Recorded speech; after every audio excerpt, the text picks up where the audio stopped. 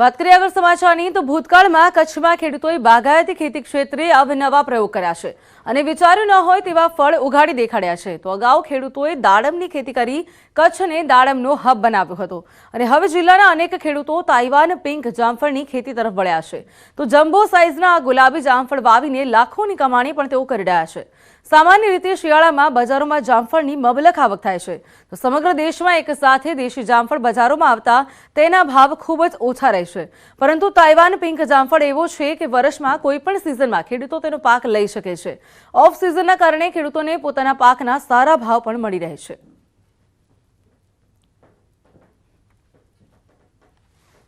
આ પાકની ખાસિયત એ છે, આ જાતનું નામ છે પિંક તાઇવાન.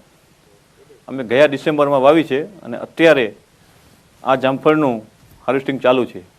13 મહિનામાં આ જામફળ હાર્વેસ્ટિંગ સ્ટેજમાં આવી ગયા છે અને અત્યારે પણ અમે રોજ માર્કેટમાં મોકલીએ છીએ.